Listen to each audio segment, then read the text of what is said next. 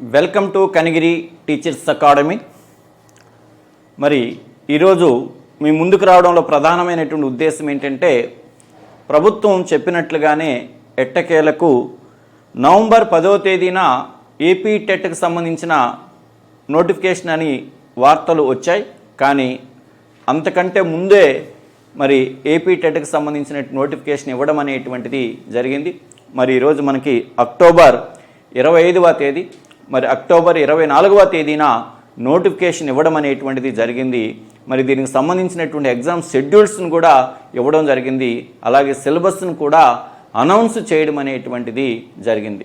మరి డిసెంబర్ 10వ తేదీ నుంచి ఎగ్జామ్స్ జరుగుతున్న నేపథ్యంలో మరి ముఖ్యంగా గతంలో టెట్ రాసినటువంటి వాళ్ళకి టెట్ యొక్క ఎగ్జామ్ స్ట్రక్చర్ మీద సంపూర్ణ అవగాహన ఉంటుంది.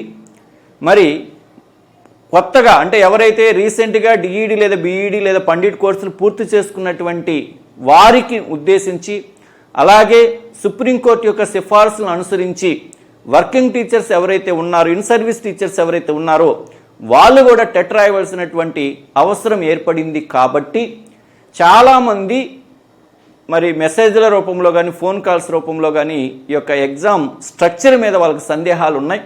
మరి వాళ్ళ సందేహాలను నివృత్తి చేయడం కోసం ఈరోజు మీ ముందుకి రావడం అనేటువంటిది జరిగింది. కొంచెం ఓపికగా కానీ విన్నట్లయితే టెట్కు ప్రిపేర్ అయ్యేటువంటి ప్రతి అభ్యర్థికి ఈ యొక్క ఎగ్జామ్ స్ట్రక్చర్, దాని యొక్క సిలబస్ మీద ఉండేటువంటి సందేహాలన్నీ కూడా నివృత్తి చేయడం అనేటువంటిది జరుగుతుంది. సరే, మనకి ఇక్కడ ఏపీ టెట్ అక్టోబర్ 2025. మరి ఇక్కడ ఈ యొక్క ఏపీ టెట్ అనేటువంటిది 150 మల్టిపుల్ చాయిస్ క్వశ్చన్స్ ఉంటాయండి. 150 మల్టిపుల్ చాయిస్ క్వశ్చన్స్ ఉంటాయి.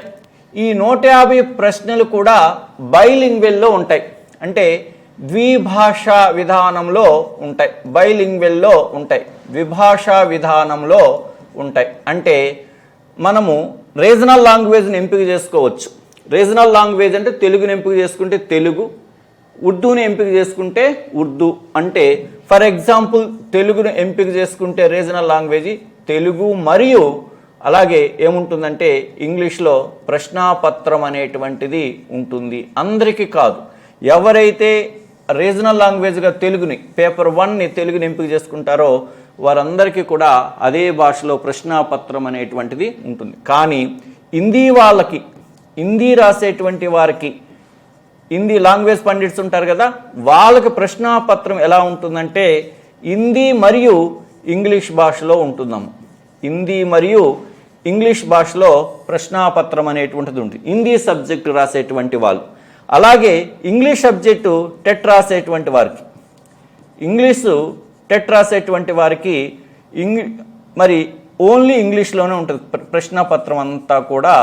వాళ్ళకి ఓన్లీ ఇంగ్లీష్లో మాత్రమే ప్రశ్నాపత్రం అనేటువంటి ఉంటుంది. లేదా ఉర్దూ రాస్తున్నారనుకోండి, ఎవరైనా ఉర్దూ రాస్తున్నారనుకోండి, కాబట్టి వాళ్ళకి ప్రశ్నాపత్రము ఉర్దూ మరియు ఇంగ్లీష్లో ఉంటుంది. అంటే మనం ఏ ప్రాంతీయ భాషను ఎంపిక చేసుకుంటామో ఆ భాష మరియు ఇంగ్లీష్లో ప్రతి ప్రశ్నాపత్రం అనేటువంటిది ఉంటుంది. కాబట్టి టెట్ అనేటువంటిది బైలింగ్వెల్లో ఉంటుంది. మరి 150 ప్రశ్నలకు ఒక్కొక్క ప్రశ్నకు ఒక్కొక్క మార్క్ అమ్మ. 150 మార్కులు, 150 మార్కులు, 150 మార్కులకి ఎగ్జామ్ నిర్వహించడం అనేటువంటిది జరుగుతుంది. ఒక్కొక్క ప్రశ్న ఒక్కొక్క మార్కు చొప్పున 150 మార్కులకి ఎగ్జామ్ నిర్వహించడం అనేటువంటిది జరుగుతుంది. టైం కూడా ఎంత అంటే 150 మినిట్స్ అమ్మ. 150 మినిట్స్ అండి. అంటే 2 గంటల 30 నిమిషాలు, 2 గంటల 30 నిమిషాలు ఎగ్జామ్, ఆన్లైన్లో ఎగ్జాము నిర్వహించడం అనేటువంటిది జరుగుతుంది. మరి దీనికి సంబంధించినటువంటి అర్హత మార్కులను కానీ మనము గమనించినట్లయితే ఈ యొక్క టెట్కి సంబంధించినటువంటి క్వాలిఫైయింగ్ మార్క్స్ ఏంటంటే కేటగిరీ వైజ్గా ఉంటాయి. క్వాలిఫైయింగ్ మార్క్స్ అనేటువంటిది ఎలా ఉంటుందంటే కేటగిరీ వైజ్గా ఉంటుంది. ఆల్రెడీ మీ అందరికీ అవగాహన ఉంటుంది. అయినా మరలా నేను ఒక్కసారి తెలియని వాళ్ళ కోసం మరొక్కసారి ఈ విషయాన్ని మీ ముందుకి తీసుకొస్తాను. మరి అర్హత మార్కులు కానీ గమనించినట్లయితే దీని యొక్క ఎలిజిబిలిటీ మార్క్, ఎన్ని మార్కులు వస్తే ఈ యొక్క టెట్లో అర్హత సాధించినట్లు అనేది కానీ మనము గమనించినట్లయితే ఓపెన్ క్యాండిడేట్స్, అలాగే EWC economical weaker sections EWS వీళ్ళకి 90 మార్క్స్ రావాలమ్మ. 150కి 90 మార్క్స్ వస్తే క్వాలిఫై అయినట్లుగా అర్థం. అలాగే బీసీ క్యాండిడేట్స్కి 75 మార్క్స్ రావాలి. బీసీ క్యాండిడేట్స్కి 75 మార్క్స్ రావాలి.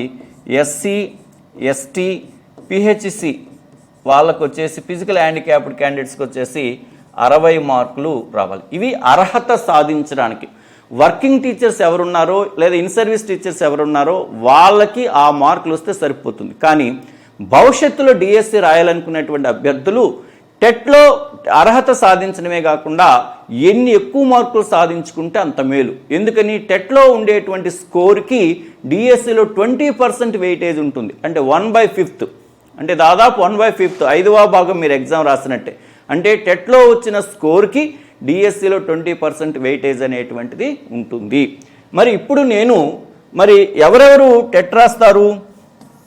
మరి ఇప్పుడు ఆల్రెడీ డిఈడి బీఈడి కోర్స్ పూర్తి చేసినటువంటి వాళ్ళు, గతంలో రాసినటువంటి వాళ్ళు స్కోర్ పెంచుకోవడం కోసం, గతంలో రాసి అర్హత సాధించినటువంటి వారు ఈసారి అర్హత సాధించడంతో పాటు ఎక్కువ స్కోర్ పెంచుకోవడం కోసం మరి సుప్రీంకోర్టు యొక్క సిఫారసులకు అనుగుణంగా ఎవరైతే ప్రభుత్వ గుర్తింపు పొందినటువంటి ప్రభుత్వ యాజమాన్యంలో ఉండేటువంటి పాఠశాలలో పనిచేస్తున్నారో వాళ్ళందరూ కూడా తప్పనిసరిగా టెట్ అర్హత సాధించాలి. ప్రభుత్వ గుర్తింపు పొందిన పాఠశాలే కదా. యాజ్ ఏపీ అంటే ఆర్టీ యాక్ట్ 2009 విద్యా హక్కు చట్టం 2009 ప్రకారంగా ప్రతి పాఠశాలలో కూడా తప్పనిసరిగా, అది ప్రైవేటు పాఠశాల అయినా సరే, ప్రభుత్వ గుర్తింపు పొందిన ప్రతి పాఠశాలలో, కేవలం ప్రభుత్వ యాజమాన్యమే కాదు, ప్రభుత్వ గుర్తింపు పొందిన ప్రతి పాఠశాలలో పనిచేసే ఉపాధ్యాయుడికి టెట్ అనేటువంటి అర్హత ఉండాలి.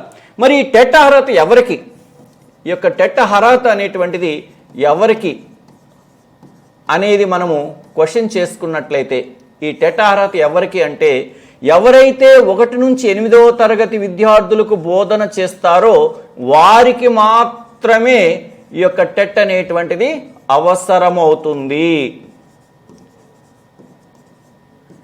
1 నుంచి 8వ తరగతులకు బోధన చేసే వారికి మాత్రమే ఈ టెట్ అనేటువంటిది అవసరమవుతుంది. ఎలిమెంటరీ ఎడ్యుకేషన్కి సంబంధించిన వారికి మాత్రమే.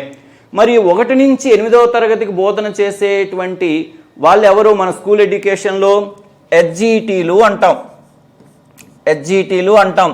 వీళ్ళు 1 నుంచి 5 తరగతులకు బోధన చేస్తారు. కాబట్టి హెచ్జిటి ఉద్యోగం సాధించాలన్నా, ఎవరైనా ఆల్రెడీ ఇన్ సర్వీస్లో హెచ్జిటి ఉపాధ్యాయులుగా పనిచేస్తున్నా వారందరూ ఖచ్చితంగా టెట్లో అర్హత సాధించాలనేటువంటిది సుప్రీంకోర్టు యొక్క సిఫారసు. అలాగే స్కూల్ అసిస్టెంట్లు, ఆల్ స్కూల్ అసిస్టెంట్లు, నాన్ లాంగ్వేజెస్ అయినా లేదా లాంగ్వేజెస్ అయినా.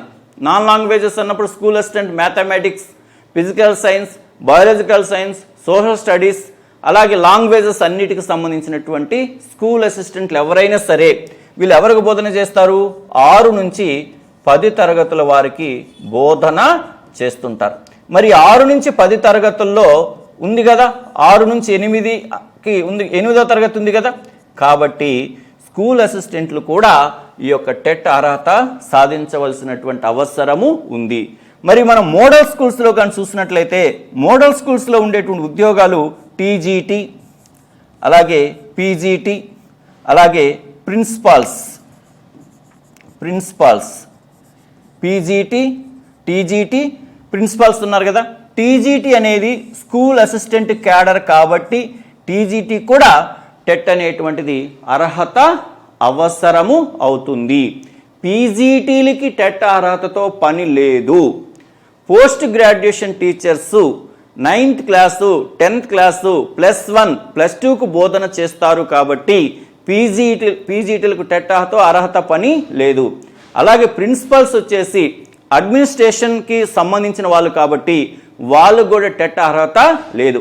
చాలామంది ఇప్పుడు డౌట్గా ఉంది, ఇన్ సర్వీస్ టీచర్స్గా ఎవరైతే స్కూల్ అసిస్టెంట్లుగా ఉండి ఇప్పుడు హెచ్ఎంస్గా ప్రమోషన్ పొందున్నారో వాళ్ళకు కూడా టెట్ అనేటువంటిది అవసరము ఉండదు. ఎందుకంటే హెచ్ఎం అనేటువంటిది, ప్రధానోపాధ్యాయుడు అనేటువంటిది పరిపాలనకు సంబంధించిందే తప్ప అది బోధనకు సంబంధించినటువంటి పోస్టు కాదు. కాబట్టి స్కూల్ అసిస్టెంట్ల నుంచి హెచ్ఎంగా ప్రమోషన్ పొందినటువంటి వారికి కూడా టెట్ అనేటువంటిది అర్హత అవసరము లేదు. ఎడ్జిటీలుగా పనిచేసే వాళ్ళకి టెట్ అర్హత కావాలి. అలాగే భవిష్యత్తులో స్కూల్ అసిస్టెంట్లుగా వాళ్ళు ప్రమోట్ పొందాలన్నా కూడా ఆ స్కూల్ అసిస్టెంట్కి సంబంధించినటువంటి పేపర్ 2 ఎగ్జామ్ కూడా క్వాలిఫై కావాలి. ఆ విషయాన్ని కూడా నేను ఇక్కడ డీటెయిల్డ్గా చెప్పడం అనేటువంటిది జరుగుతుంది. కాబట్టి ఎవరికి టెట్ అవసరం అంటే హెచ్జిటి, ఎస్ఏ, టీజీటీలకి, అంతేగాని పీజీటీలకి ప్రిన్సిపల్స్కి అవసరం లేదు. అలాగే పీడి ఫిజికల్ డైరెక్టర్స్, వ్యాయామ ఉపాధ్యాయులుగా పనిచేసే వారికి కూడా ఈ యొక్క టెట్ అనేటువంటిది అవసరము లేదు. ఎందుకంటే అది బోధనకు సంబంధించినది కాదు కాబట్టి వ్యాయామ ఉపాధ్యాయులకు టెట్ అనేటువంటిది అవసరము లేదు.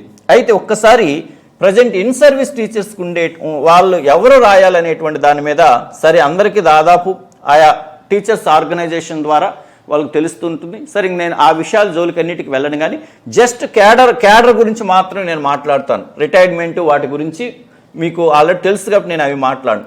ఇప్పుడు ఎవరైతే హెచ్జిటీగా పనిచేస్తున్నారో అంటే 2011కు ముందు ఎంపిక అయినటువంటి వారు, ఈ హెచ్జిటీగా పనిచేస్తున్నటువంటి వారు పేపర్ 1 అనేటువంటి దాంట్లో అర్హత సాధించాలి. ఆ ఎగ్జామ్ స్ట్రక్చర్ గురించి నేను మరలా చెప్తాను. పేపర్ 1 టెట్ పేపర్ 1లో అర్హత సాధించాలి. ఈ హెచ్జిటీగా ఉండేటువంటి వాళ్ళు భవిష్యత్తులో ఎస్ఏగా ప్రమోట్ కావాలి అన్నట్లయితే, భవిష్యత్తులో ఎస్ఏగా ప్రమోట్ కావాలి అనుకున్నట్లయితే వీరు ఏం రాయాలంటే పేపర్ 2 రాయాలి. ఆల్రెడీ హెచ్జిటీగా ఉన్నారు అంటే దాంట్లో కొనసాగడానికి పేపర్ 1 రాయాలి. ఆ హెచ్జిటి ఉద్యోగంలో కొనసాగడానికి పేపర్ 1 రాయాలి. వారు భవిష్యత్తులో స్కూల్ అసిస్టెంట్లుగా ప్రమోట్ అవ్వాలి అన్నట్లయితే ఖచ్చితంగా వాళ్ళు పేపర్ 2 కూడా రాయాలి. పేపర్ 2 కూడా రాసి అర్హత సాధించాలి. ఆల్రెడీ ఇప్పుడు వర్కింగ్ స్కూల్ అసిస్టెంట్లుగా ఎవరైతే ఉన్నారో వాళ్ళందరూ కూడా పేపర్ 2లో అర్హత సాధించాలి. హెచ్జిటీలుగా ఉన్నటువంటి వాళ్ళు తప్పనిసరిగా పేపర్ 1 అర్హత సాధించాలి. స్కూల్ అసిస్టెంట్లుగా ఉన్నటువంటి వాళ్ళు పేపర్ 2 అర్హత సాధించాలి. కానీ హెచ్జిటీలుగా ఉండి భవిష్యత్తులో ఎస్ఏగా ప్రమోట్ కావాలి, ఛాన్స్ ఉంది అనుకునేటువంటి వాళ్ళు భవిష్యత్తు కోసం పేపర్ 1తో పాటు పేపర్ 2 కూడా అర్హత సాధించాలి. ఎవరైతే ఎస్ఏల నుంచి హెచ్ఎంలుగా ప్రమోట్ అయ్యి ఉన్నారో వీరికి టెట్ అవసరము లేదు. ఎందుకంటే ఇది బోధనకు సంబంధించినది కాదు, కేవలం బోధనకు సంబంధించింది. ఆ బోధన కూడా ఏంటంటే 1వ తరగతి నుంచి 8వ తరగతి వరకు బోధించే వారికి మాత్రమే ఈ యొక్క టెట్ అనేటువంటిది అవసరము. మరి ఈ యొక్క ఇన్ సర్వీస్ టీచర్లకి మరి వెసులుబాటు ఇస్తారా, జరుగుతుందా అంటే ఇవన్నీ కాలం నిర్ణయించాలి. ఇప్పుడున్న ఇన్ఫర్మేషన్ ప్రకారం మాత్రం నేను చెప్తున్నానే కానీ దానికి సంబంధించిన పూర్తి విషయాలు అయితే నాకు తెలియదు. కాబట్టి ఎవరు ఏది రాయాలనేటువంటి దాన్ని మాత్రం క్లారిటీ ఇవ్వగలుగుతున్నా నేను. ఏంటంటే హెచ్జిటీగా పనిచేసే వాళ్ళు పేపర్ 1 రాయాలి, స్కూల్ అసిస్టెంట్లుగా పనిచేసే వాళ్ళు పేపర్ 2 రాయాలి. హెచ్జిటీలుగా పనిచేస్తున్నటువంటి వారు భవిష్యత్తులో ఎస్ఏలుగా వెళ్ళాలి అనుకున్నట్లయితే వాళ్ళు కూడా ఖచ్చితంగా పేపర్ 2 అర్హత సాధించాలి. హెచ్ఎంలుగా ప్రమోట్ అయినటువంటి వారు, ఎస్ఏ నుంచి హెచ్ఎంలుగా ప్రమోట్ అయినటువంటి వాళ్ళు ఈ యొక్క టెట్ ఎగ్జామ్ అనేటువంటిది రాయవలసిన. ఎందుకంటే కొంతమంది మిత్రులు నన్ను అడిగారు, రీసెంట్గా నాకు హెచ్ఎంగా ప్రమోషన్ వచ్చింది, నేను టెట్ రాయాలన్నా వద్దని అడిగారు. నాకున్న నాలెడ్జ్ ప్రకారం నేను చెప్పాను అవసరము లేదు అని. కావాలంటే మీ ఆయా డిపార్ట్మెంట్కి సంబంధించిన హై అథారిటీస్ని మీరు అడిగినా కూడా చెప్తారు. ఎందుకంటే హెచ్ఎం ప్రధానోపాధ్యాయుని యొక్క పోస్ట్ అనేది అది పరిపాలనకు సంబంధించింది కాబట్టి దానికి టెట్ అనేటువంటిది అవసరము లేదు.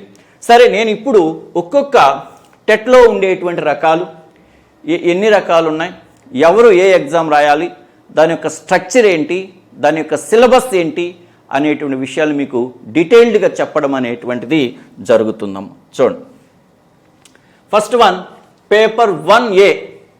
చూడండి ఇక్కడ పేపర్ 1A, దీన్ని మనము ఏమంటామంటే హెచ్జిటికి సంబంధించినటువంటి పేపర్, హెచ్జిటికి సంబంధించినటువంటి పేపర్ 1A ఎవరు రాయాలి అంటే భవిష్యత్తులో హెచ్జిటి ఉద్యోగం రాయాలనుకునేటువంటి వాళ్ళు లేదా ప్రజెంటు హెచ్జిటిగా పనిచేస్తున్నటువంటి 2011కు మునుపు రిక్రూట్మెంట్ అయినటువంటి వాళ్ళందరూ కూడా రాస్తారు. మరి ఈ పేపర్ 1 రాయడానికి ఎలిజిబిలిటీ ఏంటి? ఇంటర్మీడియట్తో పాటు డిఈడి కోర్స్ ఎవరైతే చేసి ఉంటారో వారందరూ కూడా పేపర్ 1 ఎగ్జామ్ రాయడానికి అర్హత ఉంటుంది. పేపర్ 1 ఎగ్జామ్ రాయడానికి అర్హత ఉంటుంది. మరి పేపర్ 1 యొక్క స్ట్రక్చర్ ఏమిటంటే, ఒకటి child development and pedagogy, child development and pedagogy, child development and pedagogy. దీన్ని సింపుల్గా మనము సైకాలజీ అంటాం. ఎడ్యుకేషనల్ సైకాలజీనే మనము టెట్ వచ్చిన తర్వాత చైల్డ్ డెవలప్మెంట్ అనే పేరుతో పిలుస్తూ దానికి అదనంగా పెడగాజీ అనేటువంటి అంశాన్ని జోడించడం జరిగింది. మరి ఇది 30 ప్రశ్నలు ఉంటాయి, 30 మార్కులకి ఇవ్వడం అనేటువంటిది జరుగుతుంది. మరో విభాగం ఏంటంటే లాంగ్వేజ్ 1 అండి. లాంగ్వేజ్ 1 అంటే ఇక్కడ తెలుగు అని. లాంగ్వేజ్ 1 అంటే తెలుగు. అంటే 10వ తరగతిలో లాంగ్వేజ్ 1గా మనం తెలుగు ఎంపిక చేసుకుని ఉంటే ఇక్కడ అది లాంగ్వేజ్ 1 తెలుగు అవుతుంది. ఇంతకుముందే నేను చెప్పాను ఏ భాషలో ఎగ్జామ్ జరుగుతుందని. ఈ లాంగ్వేజ్ 1గా మనం ఏది ఎంపిక చేసుకుంటే క్వశ్చన్ పేపర్ ఆ భాషలో ఉంటుంది. తెలుగుని ఎంపిక చేసుకుంటే తెలుగు ఇంగ్లీష్లో ఉంటుంది క్వశ్చన్ పేపర్. ఉర్దూని ఎంపిక చేసుకుంటే ఉర్దూ ఇంగ్లీష్ మీడియంలో ఉంటుంది. లేదా ఒడిశా బార్డర్ వాళ్ళు ఒరియాని ఎంపిక చేసుకున్నాను అనుకో, ఒరియా ప్లస్ ఇంగ్లీష్లో ఉంటుంది. లేదా తమిళనాడు బార్డరు, చిత్తూరుకి తమిళనాడు బార్డర్ వాళ్ళు ఎంపిక చేసుకున్నాను, తమిళం ప్లస్ తెలుగు భాష ఇంగ్లీష్ భాషలో ఉంటుంది. కాబట్టి ఇది రీజనల్ లాంగ్వేజ్ 1 తెలుగు. ఇది ఎన్ని మార్కుల కంటే 30 మార్కులకమ్మ, 30 మార్కులకి. తర్వాత మరొక విభాగం లాంగ్వేజ్ 2.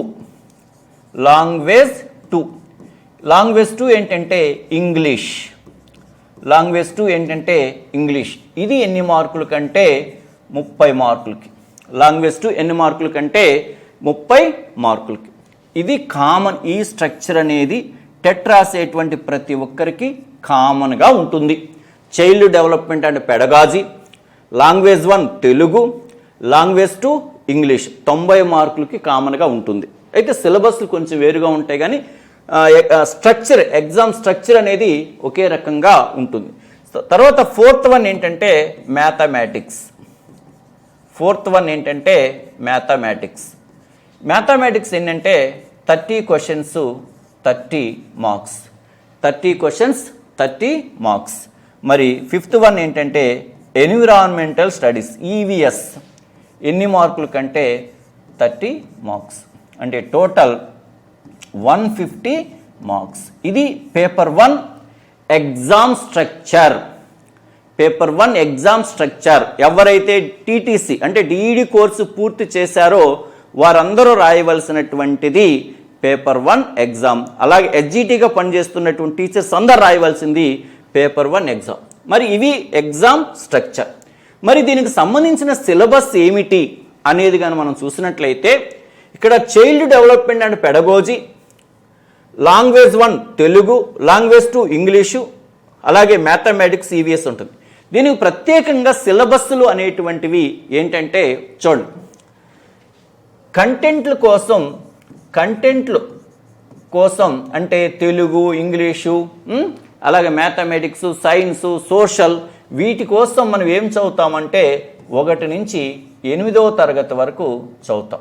1 నుంచి 8వ తరగతి వరకు కంటెంట్లను చదవాలి. మ్యాథమెటిక్స్ కానీ లేదా సైన్స్ కానీ సోషల్ కానీ 1 నుంచి 8వ తరగతి వరకు చదవాలి.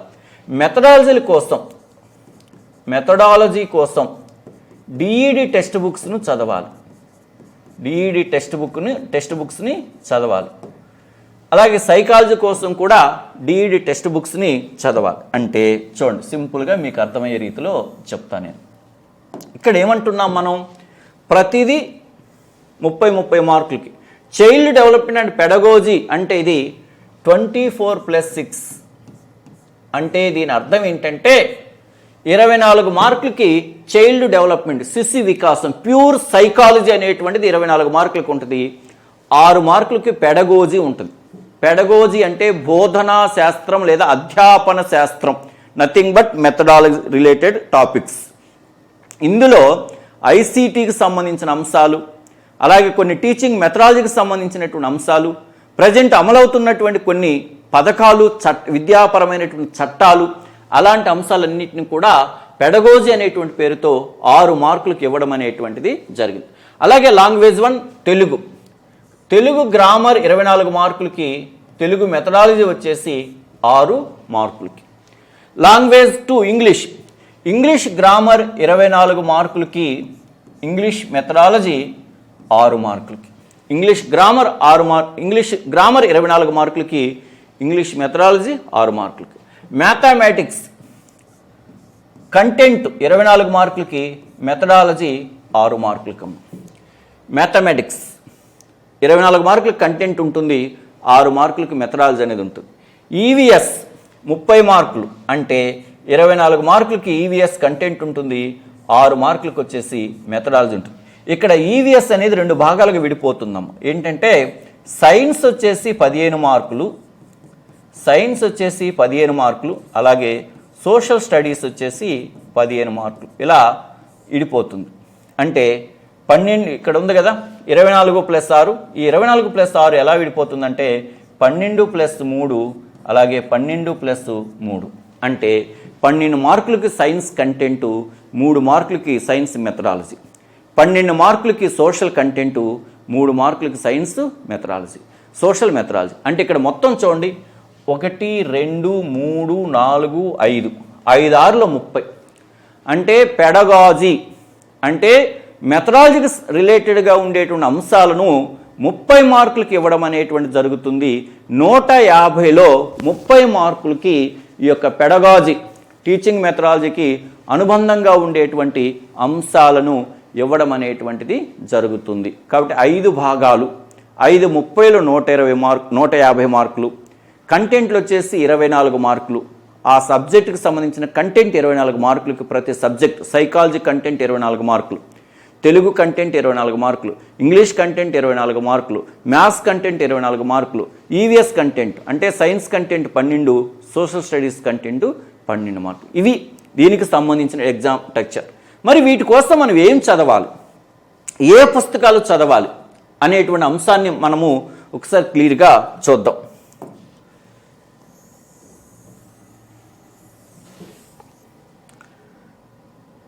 చూడండి, మరి ఇక్కడ హెచ్జిటిలో ఒక పార్ట్ ఏంటి, చైల్డ్ కదా, చైల్డ్ డెవలప్మెంట్ అండ్ పెడగాజీ.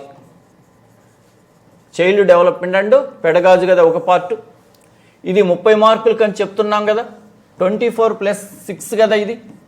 చూడమ్మా, చైల్డ్ డెవలప్మెంట్ అంటే నథింగ్ బట్ సైకాలజీ. ఈ సైకాలజీ కోసం ఏం చదవాలంటే డిఈడి టెక్స్ట్ బుక్లో ఏది ఉందో అదే సిలబస్గా ఇవ్వడం అనేటువంటిది జరిగింది. డిఈడి టెక్స్ట్ బుక్ సిలబస్ ఏది ఉందో సైకాలజీ అదే ఇక్కడ సిలబస్. కాకపోతే వాళ్ళు రకరకాలుగా ఇచ్చారు, కానీ DEd present DEd text book ఏదైతే ఉందో ఆ డిఈడి టెక్స్ట్ బుక్ మొత్తం అంటే టెక్స్ట్ బుక్ ఏది ఉందో దాని మొత్తం సిలబస్సే ఇక్కడ సైకాలజీ సిలబస్ 24 మార్కులకి. ఈ పెడగోజీ ఉంది కదా, ఈ పెడగోజీ అనేటువంటిది 6 మార్కులకి ఇస్తారు.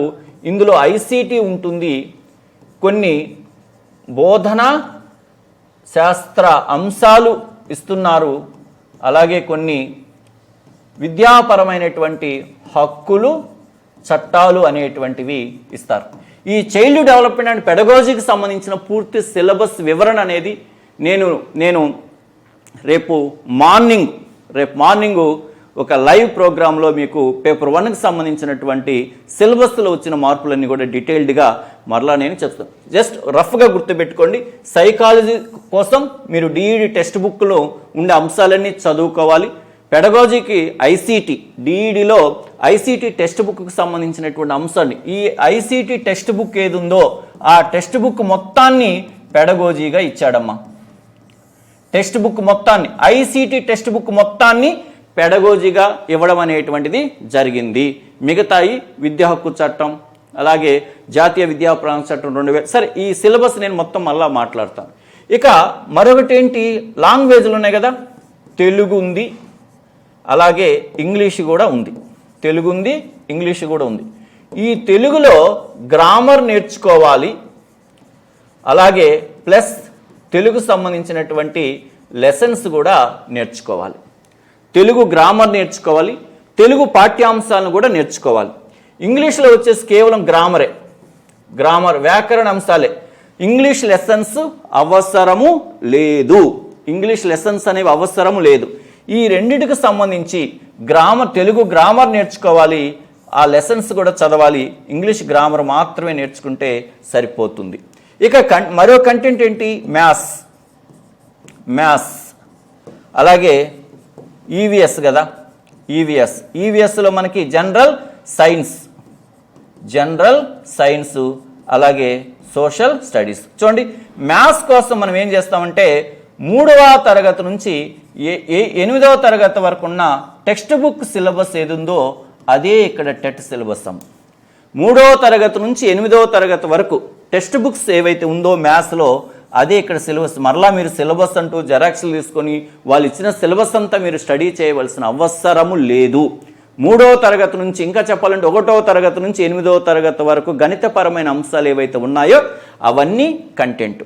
ఈవీఎస్కు సంబంధించి మనకి 3, 4, 5 ఈవీఎస్ టెక్స్ట్ బుక్స్ ఉన్నాయి కదా, ఈవీఎస్ టెక్స్ట్ బుక్స్ ఉన్నాయి కదా మన పరిసరాలు.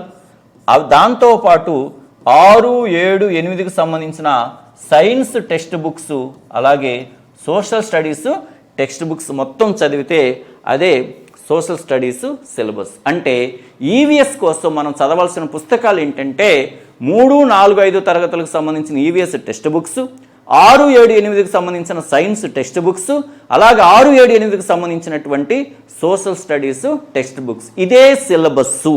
వాళ్ళు సిలబస్ రూపంలో ఇవ్వచ్చు, కానీ ఆ పేపర్లో ఉన్న సిలబస్లతో మీకు పని లేదు. దాన్ని చూసుకొని మీరు ఎత్తుక్కోవాల్సిన అవసరం లేదు, ఇది ఎక్కడుందని. ఎందుకంటే రేపు వాళ్ళు పేపర్ తయారు చేసేటప్పుడు కూడా టెక్స్ట్ బుక్స్ ముందు పెట్టుకొని క్వశ్చన్ పేపర్స్ తయారు చేస్తారా తప్ప ఆ ఇచ్చిన సిలబస్ షీట్ను ముందు పెట్టుకుంటే వాళ్ళకి అక్కడ ఏం కనపడదు. కాబట్టి టెక్స్ట్ బుక్స్ ఆధారంగా చేసుకుని ఒక గుర్తండి, ఎవరైతే పేపర్ 1కి రాస్తున్నారో వారందరూ కూడా కంటెంట్ కోసం 1వ తరగతి నుంచి 8వ తరగతి వరకు ఉన్నటువంటి పాఠ్యపుస్తకాలన్నింటినీ క్షుణ్ణంగా చదువుకుంటే సరిపోతుంది. ఇక తర్వాత ఈ 5 అంశాలు ఉన్నాయి కదా, Telugu, English, maths, science, social ఉన్నాయి కదా. ఈ 5 అంశాలకు సంబంధించి 5 భాగాలు ఉన్నాయి కదా.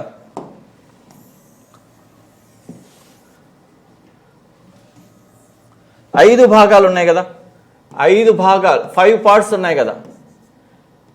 ఈ 5 భాగాల్లో సైకాలజీని మినహాయిస్తే మనకి ఇంకేమున్నాయి? తెలుగు ఒకటి, ఇంగ్లీషు, అలాగే మ్యాథ్స్, అలాగే సైన్స్ కంటెంట్లమ్మ, అలాగే social studies.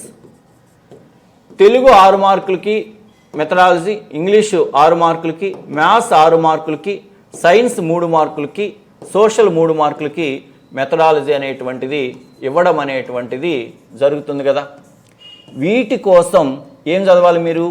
AP DEd pedagogy లేదా మెథడ్స్ టెక్స్ట్ బుక్స్ అనేటువంటి వాటిని చదవాలంతే. ఈ టెక్స్ట్ బుక్ సిలబస్సే దానికి సంబంధించినటువంటి సిలబస్గా మనము చెప్పొచ్చు. కాబట్టి 5 భాగాలు అనేటువంటివి మెథడాలజీస్గా ఉంటాయి. మీరు ఈ టైంలో టెక్స్ట్ బుక్స్ మీరు చదువుకుంటే ఓకే, టెక్స్ట్ బుక్స్కి మించింది ఏదీ లేదు. ఎవరో మెటీరియల్ తయారు చేసినా, ఏ పుస్తకాన్ని తయారు చేసినా కూడా టెక్స్ట్ బుక్స్ని బేస్ చేసుకుని తయారు చేయాలి.